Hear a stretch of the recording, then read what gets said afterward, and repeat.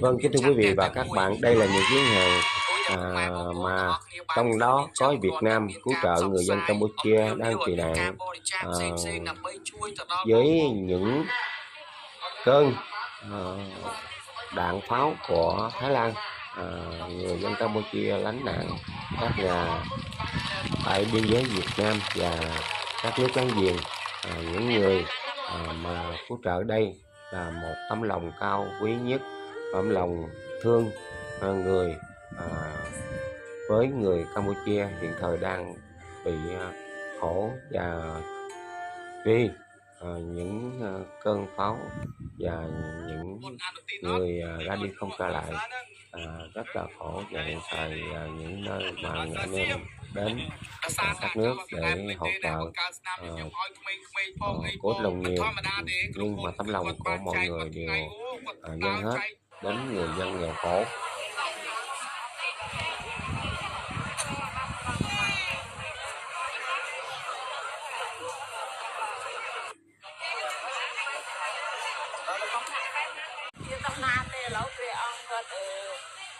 chạy chu nâu mình cho cái nát chả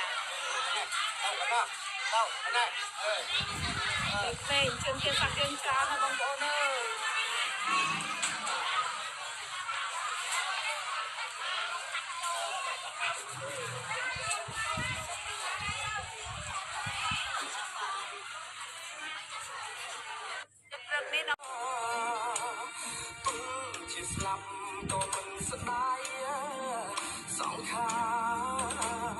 mình ao giặc ná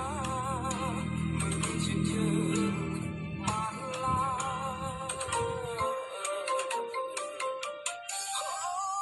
bom smoke cất đây mò lia sấy thayผู้chiến khai ra bomสัญญาณเกิดมองรบស្រី